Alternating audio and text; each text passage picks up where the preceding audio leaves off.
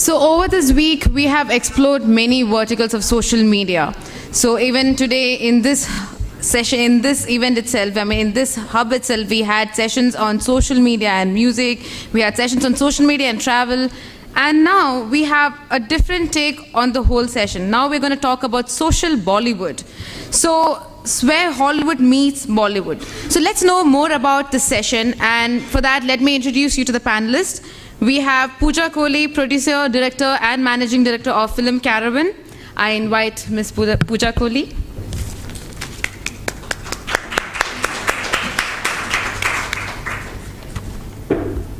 Next, we have Mr. Ratan Ginwala, founder, Nuclear Ideas, marketing consultancy, which is a marketing consultancy, and Digit90, he's a digital marketing expert. So if you have any questions on digital marketing, you can actually catch hold of him.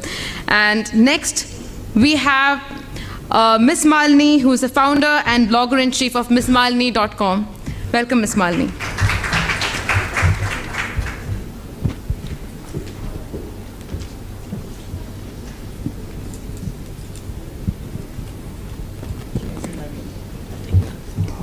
Hello.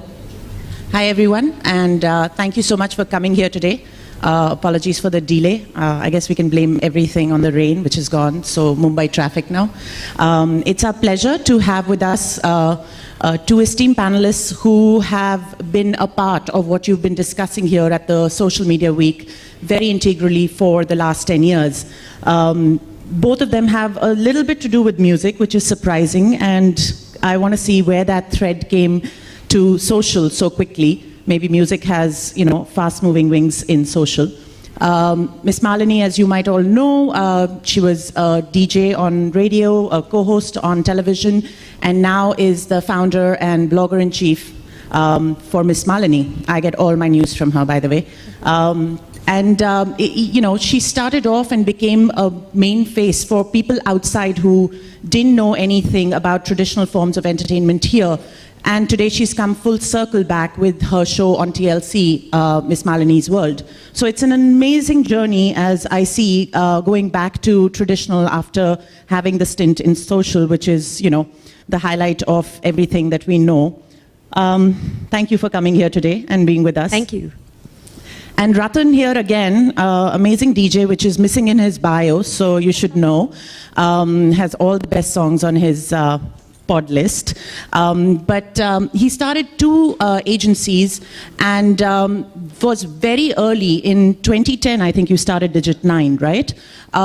Which was basically to manage the digital marketing for music, healthcare, movies, and today's celebrities. So we all know that a major component of social media today is the celebrities that are out there talking about it.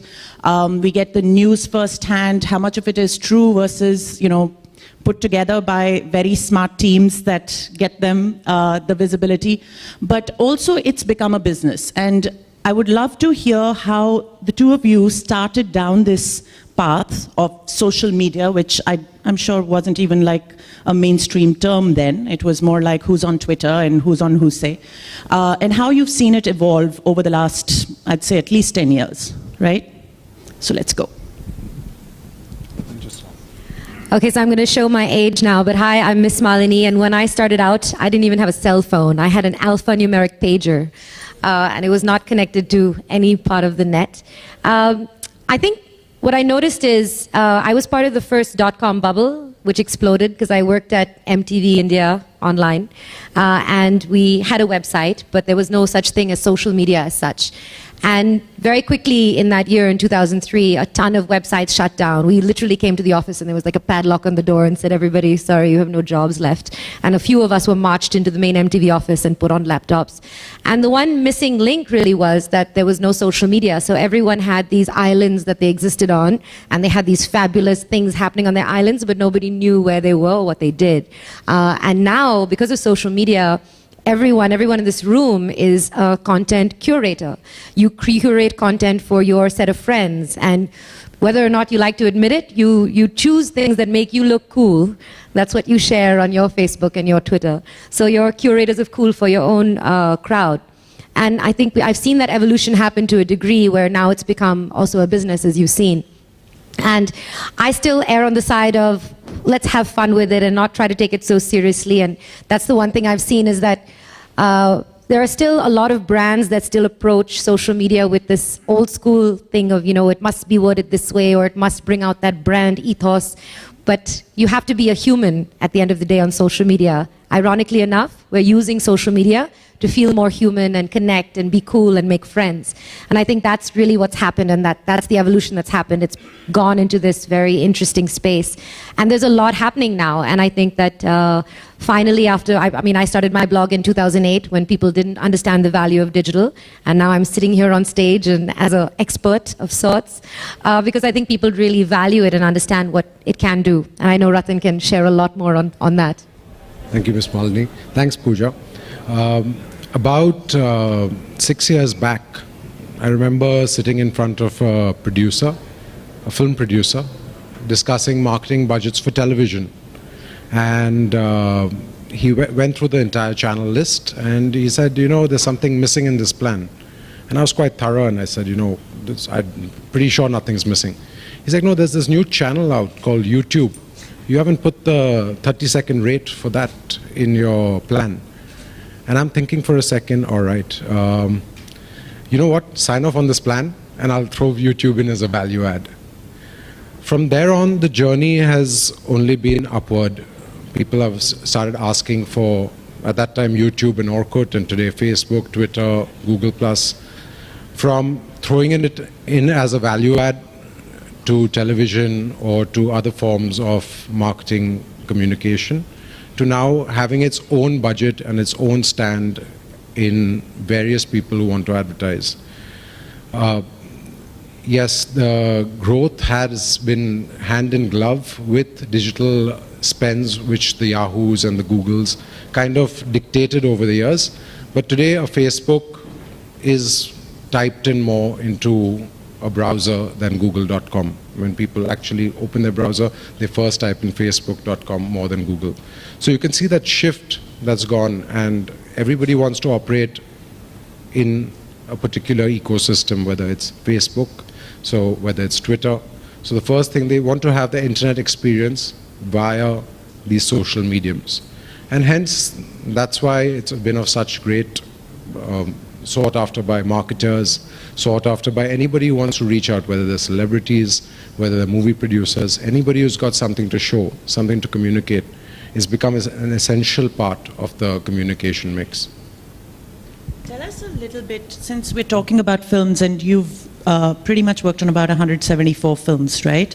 So I want to know how this became real. Did you see something targeted getting to audiences that was missing before? Or how is it that you built a community around a product that actually showed value to the people who were sort of dismissive before?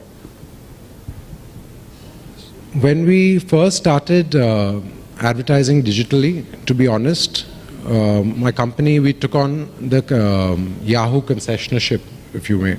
So any entertainment product that wants to advertise on yahoo.com, be it music albums, movies, they would have to go through me. And Yahoo wasn't billing too much from this particular vertical. So they came to me and said, can you change that? And I said, yeah, I think we can work on a number. And we went on to achieving that number. It was pretty easy, as Yahoo was the #1 site at that time. From there on, it kind of went into YouTube, and the comments started making a difference. The views started making a difference. If you notice today, in many of the mainline news channels, newspapers, there's quite a bit, I would say 60% of your content is derived from the internet, whether it's researched, whether they're quoting other people who have tweeted or who have given their comments online, or whether they've, just using that as a fact and then building a story around that. So similarly, YouTube, etc., found their way into mainline media very quickly because, as you're aware, with producers, it's quite competitive. Films are seen in a bigger light. This film is bigger than that film. A-listers, B-listers. How can a B-list movie have lesser views than an A-list. And the paper started writing about this. So it got noticed really fast. And obviously, that was just the beginning. Today, like I said, 60% of your news in mainline media comes from the internet or is sourced from the internet. So hence, that was kind of the real push that came in, coupled with the sites that are number one like Google and Yahoo, which nobody could really, everybody had used them, so from their experience they knew the power of these mediums. But the power of social media really came up when they started getting one-on-one reactions, whether it's through number of views, whether it's through comments left on their video. Engagement. Yeah. And coming to engagement, I think you hold a very large, audience, and you engage them every day, from lip color to shoe styles and everything in between. Tell us if you've worked with any of the brands who were early adopters and wanted to engage with their users and wanted to use social media, but creatively, not as ads. What were some of the ideas that have, sort of gone through this journey with you? So I was, as I mentioned, a lot of brands were hesitant at first, of course, because there's no control, right? Like once you put it out on the internet, what if they don't like how it's said and what happens? But there are a few, and I found, ironically, the ones that had to do it were the ones that can't use terrestrial media. So booze brands, of course. So you have your Blender's Pride fashion tour because, they used to have the cassettes and CDs because they have to make their mineral water because they can't advertise the alcohol. So digital is a very useful avenue for them to use. And so they started creating this content, and they did a very clever video with Priyanka Chopra where during the video, if you liked her clothes, you could stop and buy those things in the YouTube. And that was one very early adopter of that. And using hashtags and using handles. And that was way back when nobody really knew what a hashtag was, and now everyone speaks in them. So there were quite a few brands that were open to it. But again, they were like, okay, let's see. And kind of the whole, you do it for free, and then we'll, throw you a bottle of booze sort of situation.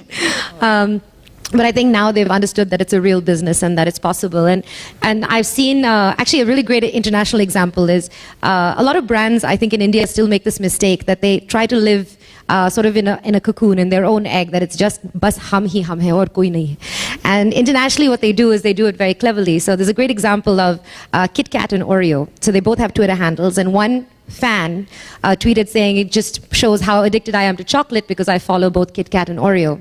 So immediately to that, Kit Kat tweeted saying that, okay, Oreo, we're going to play tic-tac-toe for the affections of this fan, and created a grid and put the Oreo there. And the response was that, there was a half-eaten Kit Kat from Oreo saying, we're not going to play this game, but we're going to take a break. And it was so great, and they got thousands of likes and retweets because these brands were interacting with each other. Similarly, and this happens sometimes, your account gets hacked. So I think this happened to Burger King. Their account was hacked and there was McDonald's branding everywhere. And this happened to Jeep as well. And then when all of this settled down and everybody was fine, Jeep tweeted Burger King and said, glad it's all over, let's go grab a burger, we'll drive. And that got, again, thousands of likes, and suddenly people are like, wow, that's so cool, the brands I like are interacting with each other and they're being fun. And I think that in the Indian market, we still have a ways to go because people very hesitantly will be like, okay, fine, we'll tweet that person as long as it's a brand that's not in my category, not in my market. But I would really encourage people, for brands to be friends. You're all in the same business. And this is what people always ask me, that how do you feel there's so many bloggers now? I'm like, that's great, more geeks for me to play with. So it's one of those things that I think that evolution is getting there. But there are people who've been there from the beginning that have understood it. So that's great, and I think that's massively creative. I think we're getting there by understanding our user, and what I'm trying to understand is how different is our user from, say, an international user. Do you actually believe that the counts that we're measuring these days in terms of likes and fans, recently we all saw Salman's leading the social media graph with 30 million fans, and Prime Minister Modi's second with 29 million. I think after New York he'll catch up. But nobody can ignore the Salmania, as we call it. What I'm trying to understand is that both of you have sort of sought that engagement from the users. I want to understand, is there a value to it? Because in today's date, we value everything with time. The time that someone spends on your site versus somewhere else is the most expensive commodity that you can get from a user. how has that translated? Have you been able to show real results from the number of likes on a post or the number of comments? Is this an actual, currency today? Sure. For some people, right at this very moment, it is a currency. It is quite sought after. People pay huge amounts of money to acquire these fans. But yeah, let me give you an example again. So I asked someone from my team the other day, so he's working really hard on getting something trending on Twitter and running a contest and whatnot. And I said, so what are you going to do once you start trending? So he's saying, take a screenshot and send it to the client.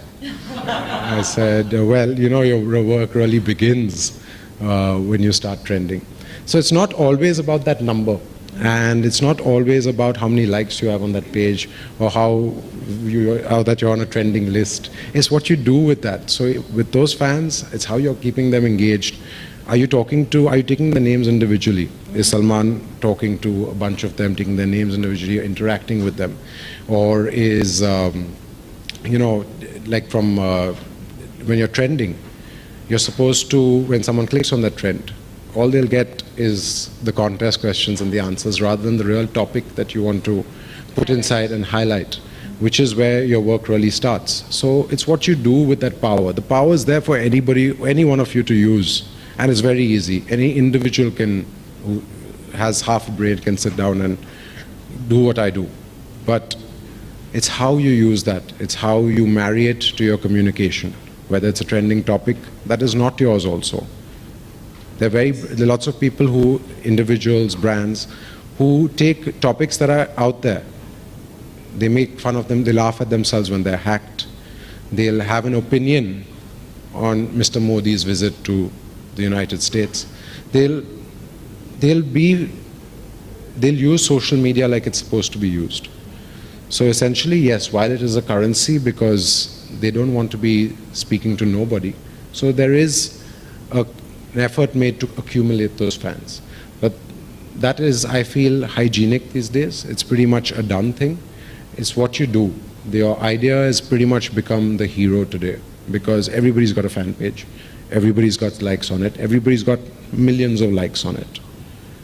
But yeah, so an interesting study we recently did where we compared Amitabh Bachchan, Shah Rukh Khan, and Shahid Kapoor on Twitter. And while Amitabh Bachchan tweets the most out of the three of them, Shah Rukh probably interacts the most, Shahid is the most retweeted.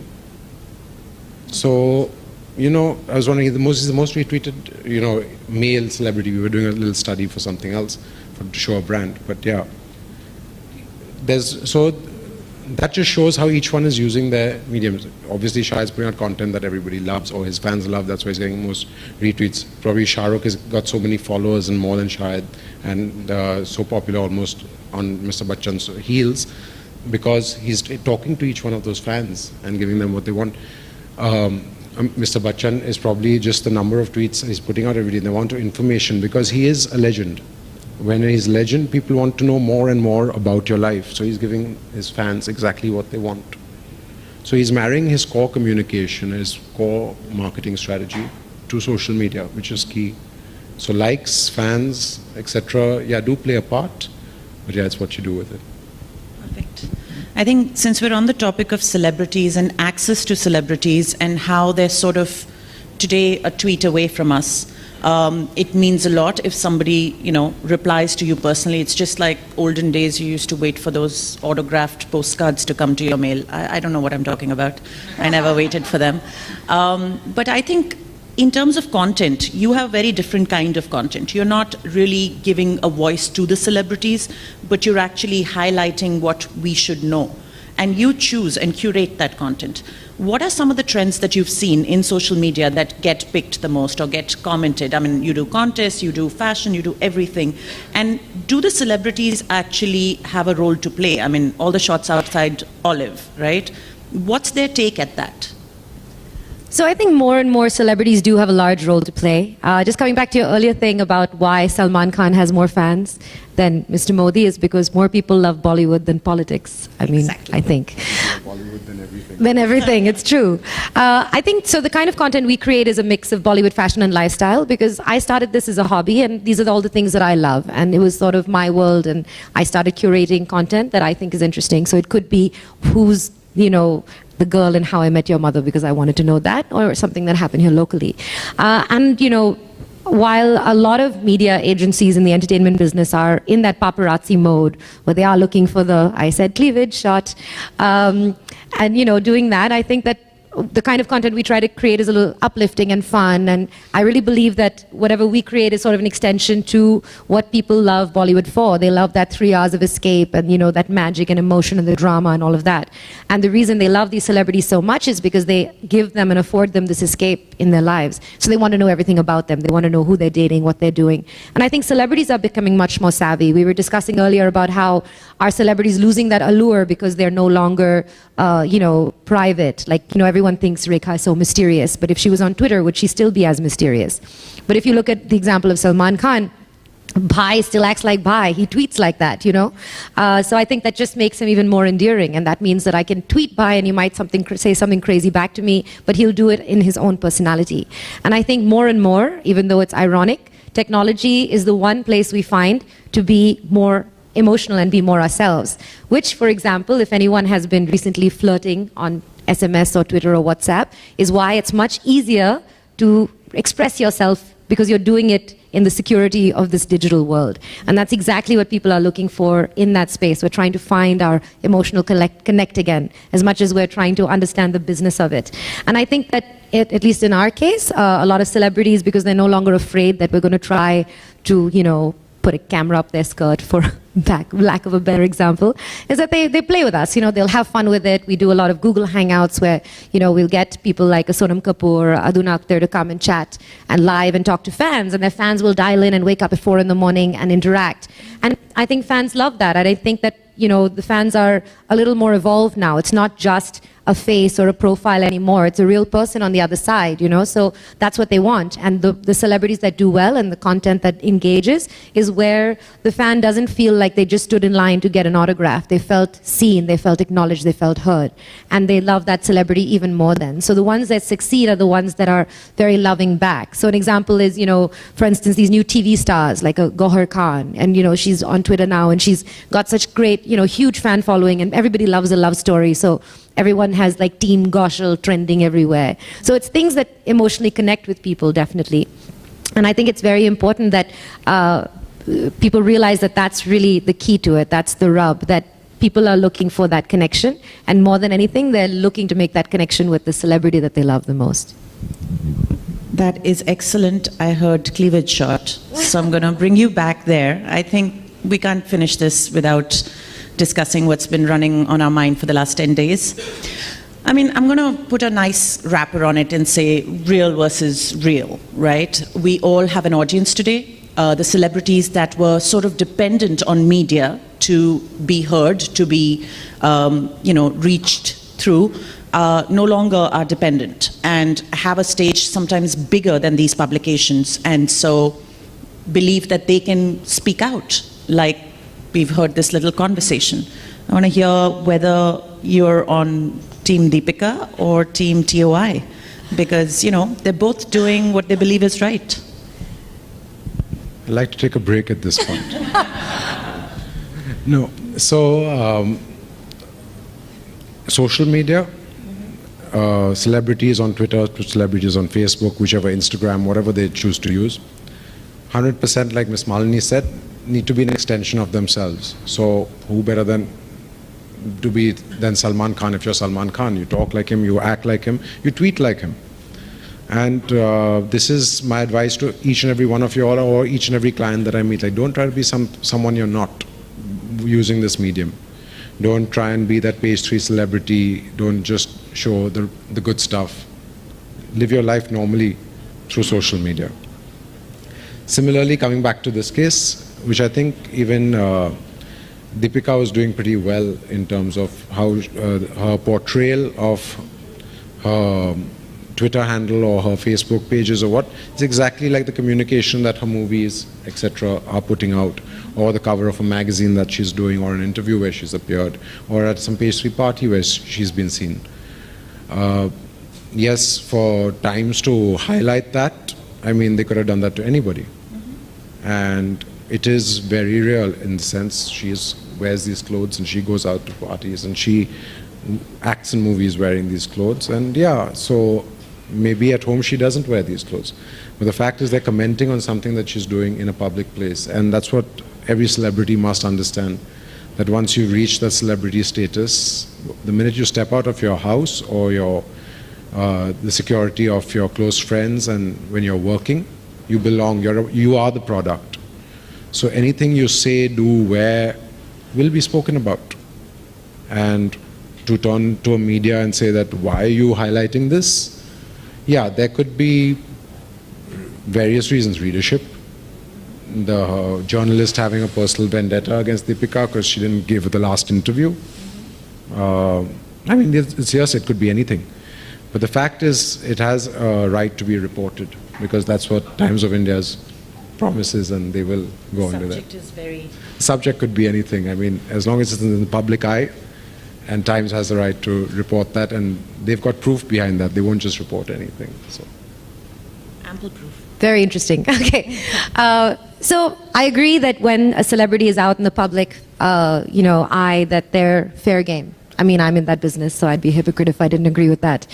I think that her taking a stand for whatever reason she had was her absolute right to do that and do it from her own. She didn't try to use any other. She used her own Twitter handle and did it from that. I felt a little cringe. I felt cringeworthy. The response that TOI gave after that was cringeworthy, because their reasons, their explanation with 20 pictures of her with more cleavage was again more sort of clickbait a little bit.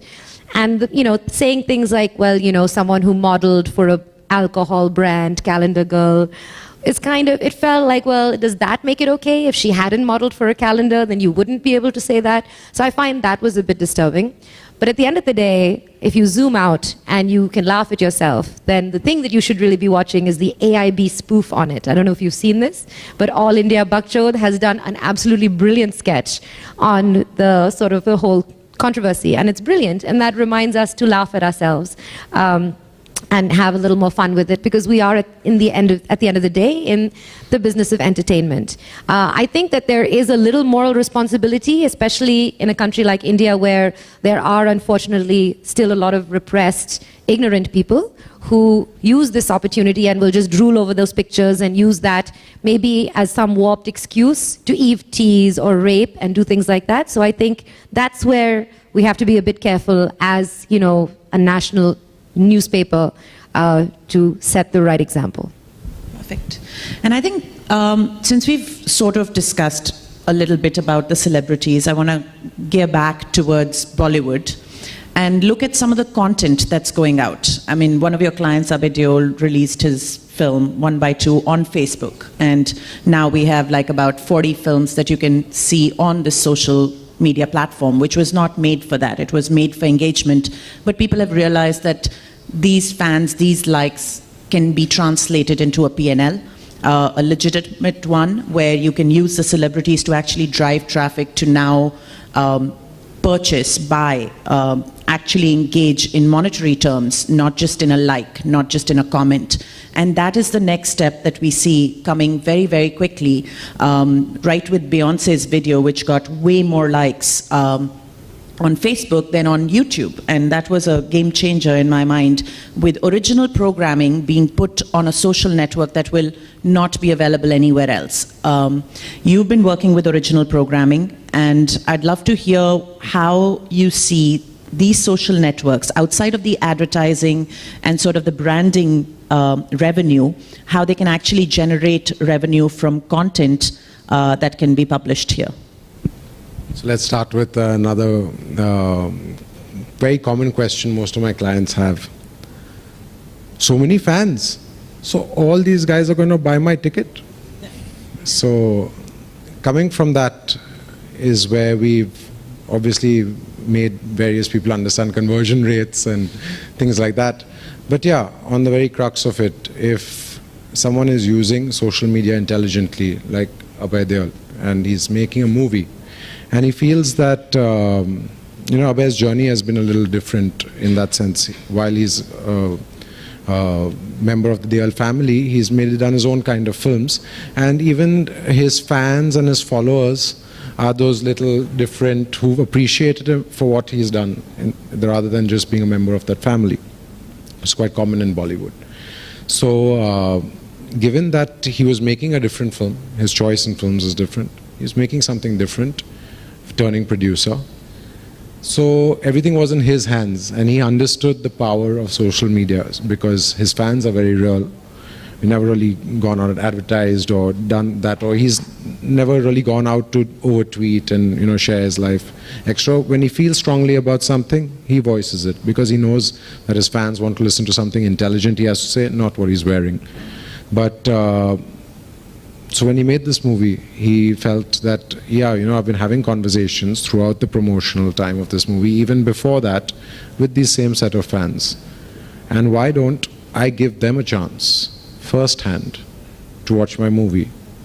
And you know what? Technology is supposed to make our lives easier.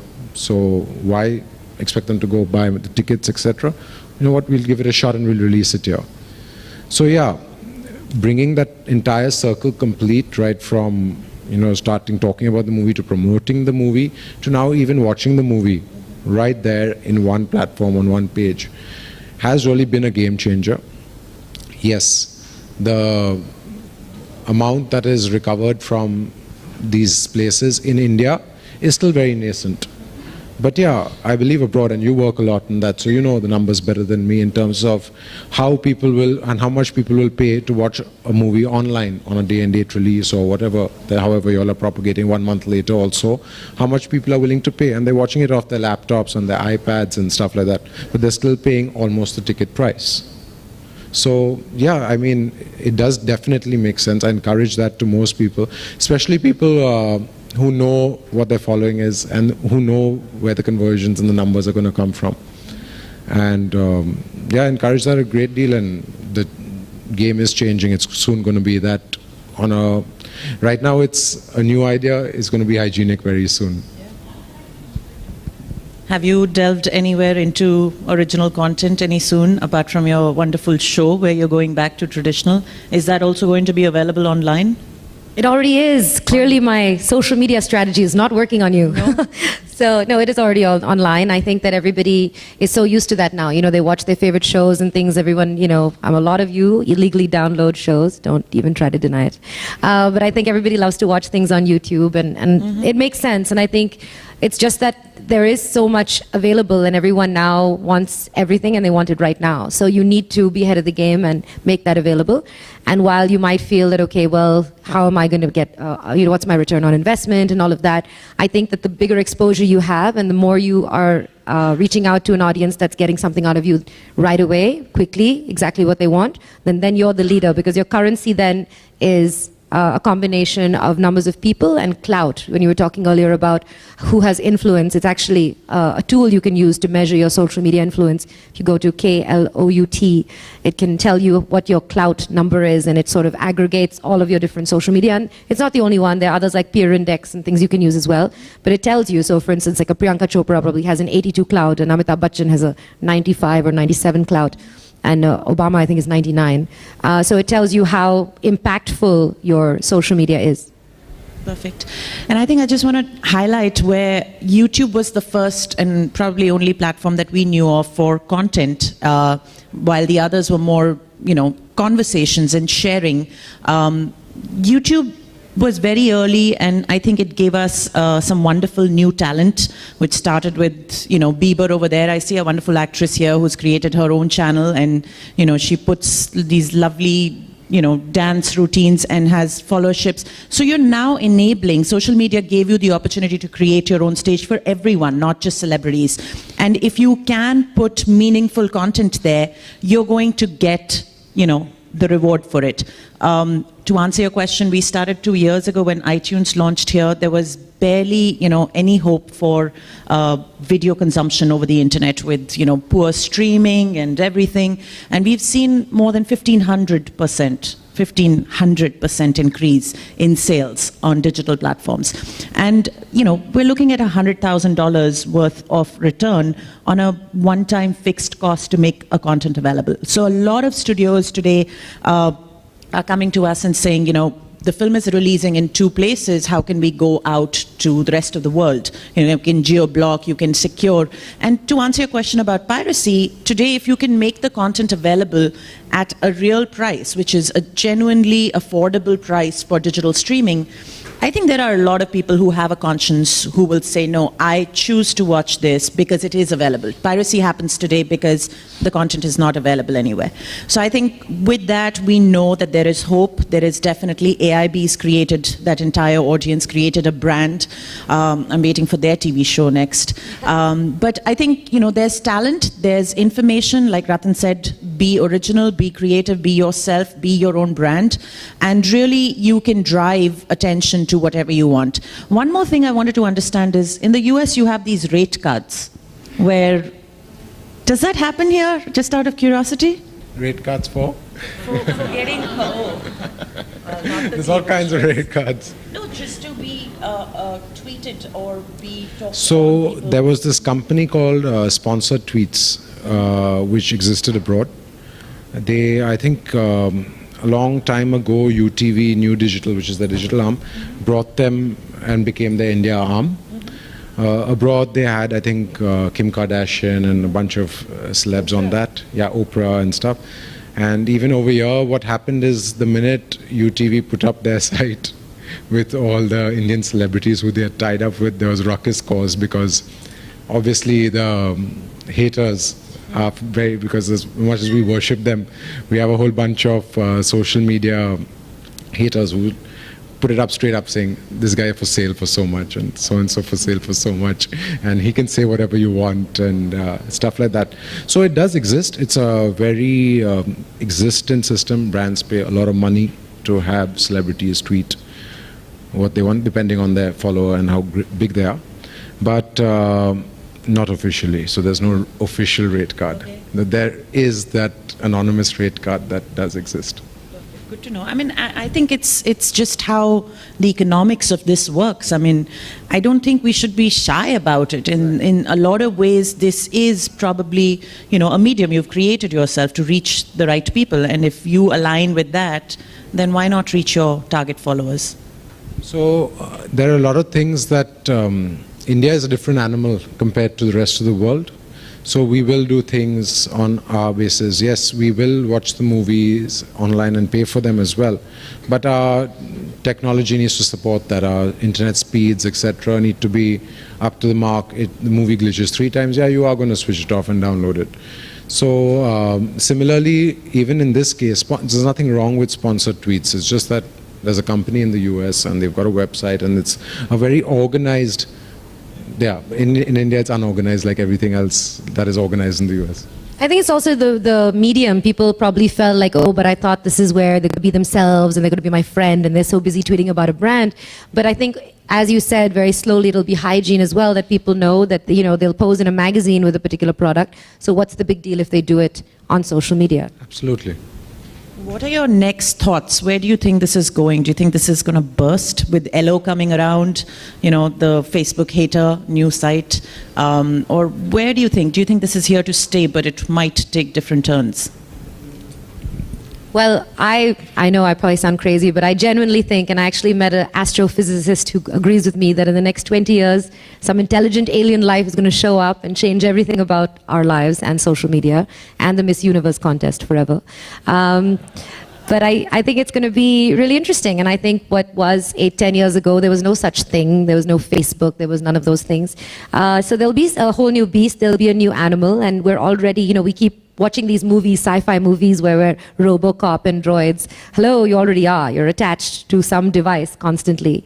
So I think there will be an evolution to this, but it's going to become a little more, it'll be a little more evolved, a little more intelligent. And I think that there will be technology that's going to support that, and we're all going to create things. And I think it already exists. It's just that we, as lay people in this room, don't know what NASA is up to and what they already have. They have all these things and all this technology. And yes, I'm a bit of a conspiracy theorist, but there are all these things already there, and you will be very surprised when they get launched, but they'll become everyday things. And I don't think any of these platforms are here forever. I think that all of us are kidding ourselves if we're like, no, it's only Facebook and only Twitter and everything else is new, is not going to work. Because, I mean, I don't think there's anyone here under 20. And already WhatsApp, if you're on WhatsApp, you're old, by the way, FYI. Everybody's on hike if they're under 20. So everything has changed already. So, you know, that whole thing, like, I mean, raise your hand if you don't understand. What is that new one where you could just take an instant picture? Snapchat, thank you. Does anyone understand Snapchat? 2 people, great. Okay, all of them are in their 20s. So all these new technologies will come up, and there will be new things, and I think there's going to be grand evolution. And, you know, as we get older, we might choose our platforms, like my mother still collects VHS tapes, we'll be on Facebook. So to add what she said, yes, social media will keep evolving. Ways to connect, functions, features, apps will keep evolving. And to answer your question, which is that will they still sort after, you know, will it get more organized in terms of celebrity tweets, are celebrity tweets or sponsored tweets temporary, or, you know, just the flavor of the season right now? It will be sought after as long as the celebrity is sought after. So it's just an extension of them, the social media. So hence, if they want to chase them for a brand endorsement to pose in a magazine, they're going to chase them for their tweets as well. I see it as an endorsement. I mean, it's another business model.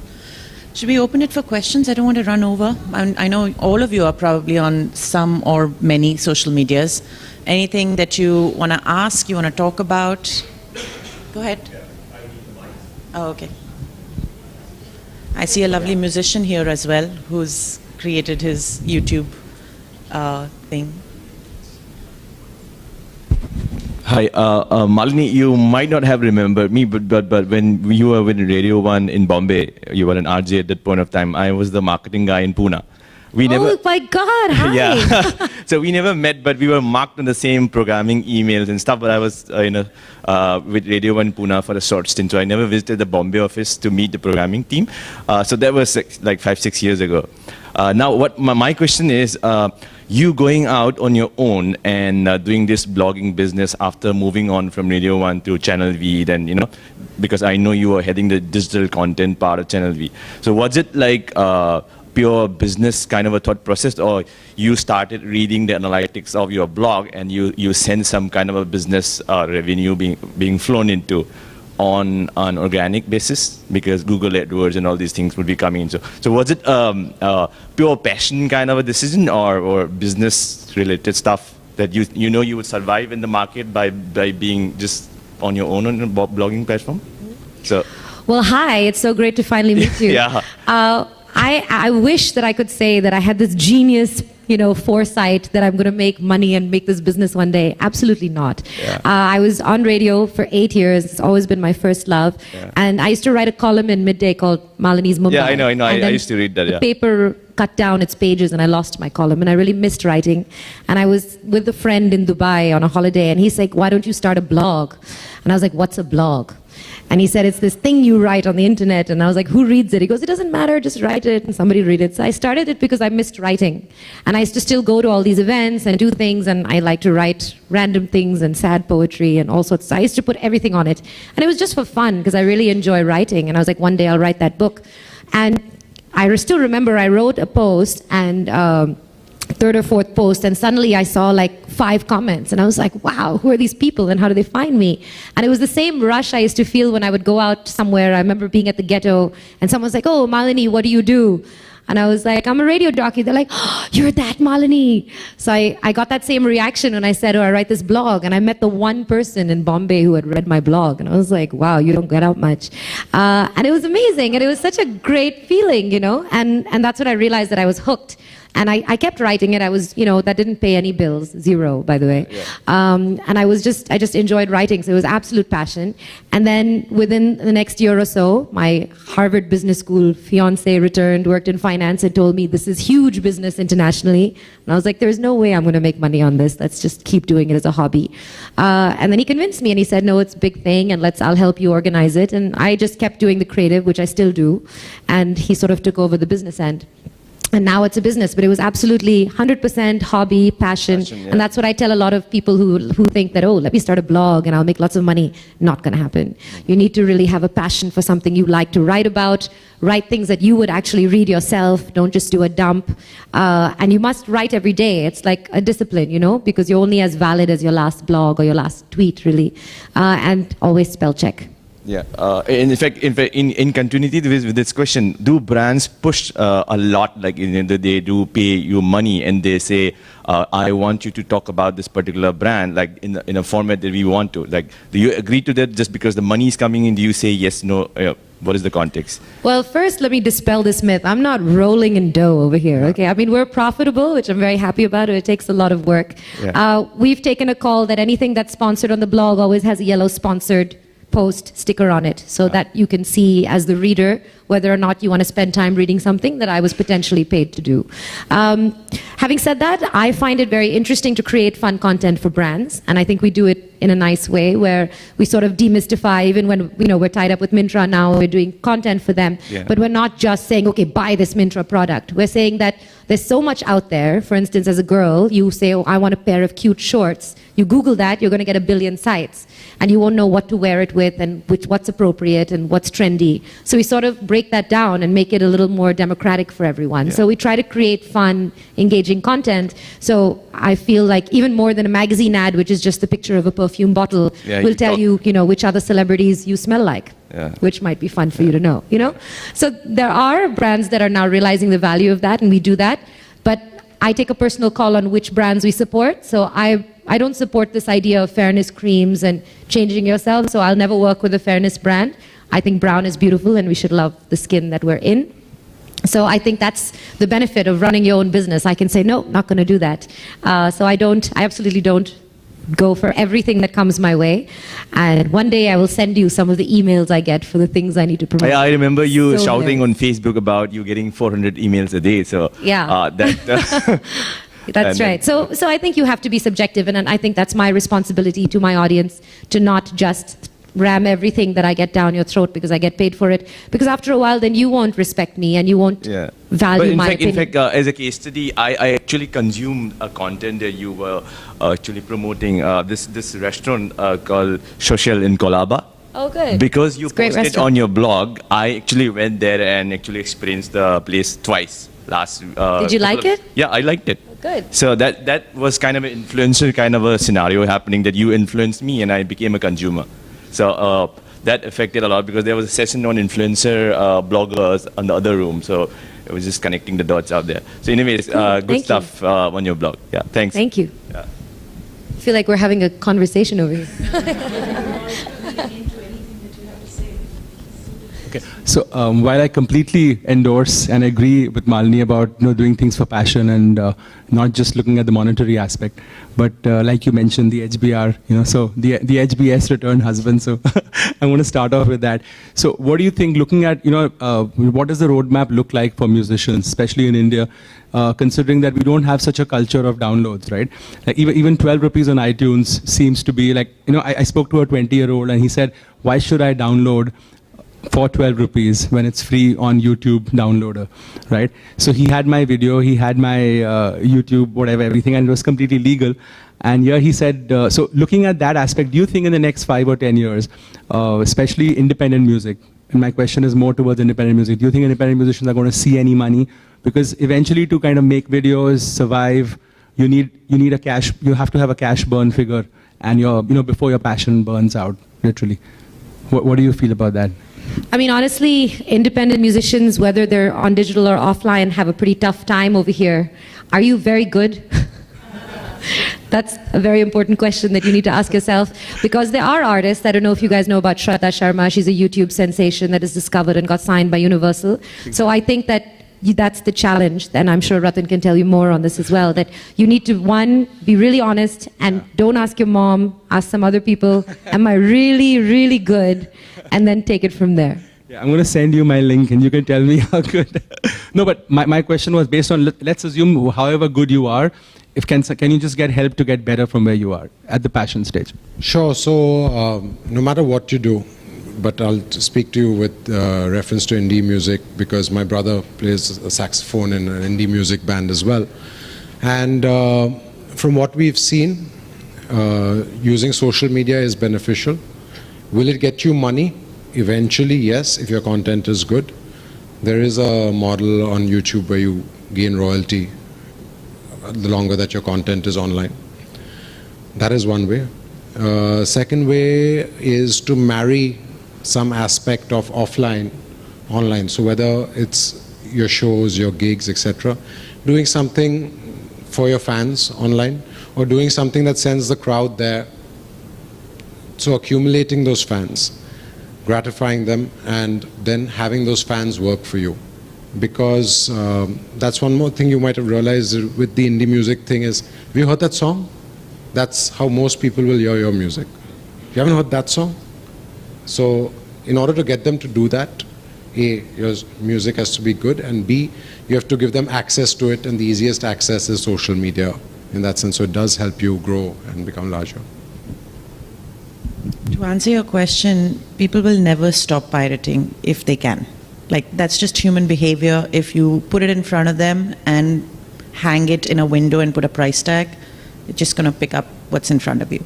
That being said, there were artists who were selling or giving out their DVDs or CDs in the olden days for free, just to get people to hear them. I mean, I've heard Dead Hope, who's a very amazing independent producer that has made films like American Splendor. At Sundance, he won the award, and he didn't have a single distributor. He got $0, and he said, in a panel like this, I'd be happy if my film got pirated, because at least people will get to see it. And you know what? If they actually see it and love it, I might get a distributor. So I think you're at that cusp where you have to prove yourself, where you don't have to push. There's a push and a pull, but your content will pull people in, but you have to first get it out to them. How do you make them aware it's there? And that's where social media will come in. And hopefully one day you can actually create that taste and an audience that will seek more. And that's the day you don't put it in front of them, you hang it in a window. Just to add to that, at least in the smaller cities, not the metros, if you have, the more fans you have on Facebook, the more money you can command for a gig also. It literally is down to that. Any other questions? Hi. Thank you guys so much for doing this. This is really great. I just wanted to ask you a question regarding social media, especially Twitter. Do you think there's like a most effective way to use things like Twitter or Facebook to bring in fans and followers? Because, and like, do you think it's important to tweet multiple times a day? Or like someone like me, I just got a Twitter maybe a year and a half ago because everyone said it's a great way for exposure. And that's literally the only reason I got on Twitter. But I actually found it to be really fun. And I actually just started a blog too as well, more of as a hobby, not for any business purposes. And it's actually like a lot like what you said. I just wanted to write and just put stuff that's in my mind and just put it somewhere. So anyways, the question is, do you think there's like a most effective way to use Twitter and Facebook to bring in those fans and followers? Yeah, there is various ways which you can optimize your followers so to get more followers. With the content of your tweets. But yeah, I would recommend that you be yourself, because that's what people are going to like you for in this room. That's what people are going to like you for on Twitter as well. So yeah, it depends. Now, if we're talking to Indian masses, you know that 5 gentlemen in Bollywood basically control their hearts.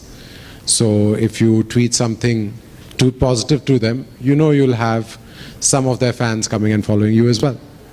Not because they like you, but they see that, oh, fellow fan. So they're not really going for your content. So there are various ways that you can optimize. But yeah, if you really want it to work for you, then be yourself and kind of just let people appreciate the content that you're putting out. And yeah, there's other smart ways, which is like seeing where your target, where other people like yourself are existing, and see how you can get yourself there. Because you know it's not a cheat. They're saying the same thing, you're saying the same thing. Might as well say it together. You can plug stuff on missmalini.com as well. Definitely, be a guest blogger.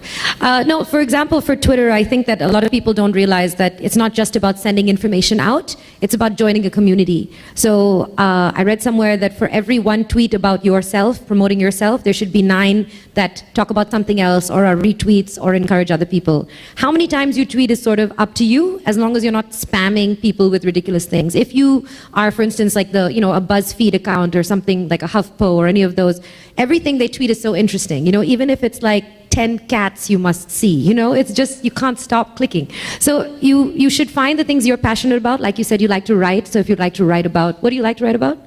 Because I'm from California, so like a lot of travel stuff, being here in Bombay, being new, Yeah. and then about all kinds. I'm also a really spiritual person, so I read a lot of spiritual blogs. So that really works, positive reinforcement, things like that. And I think people would love to know what your experience is like. So you say that you're this girl who's come from there, make that clear in your bio, post pictures, and everybody wants to know what happens behind the scenes on a movie set. So if you're working in films or you're doing stuff on your YouTube channel, I don't know if you know of iJustine, she's a very famous international vlogger.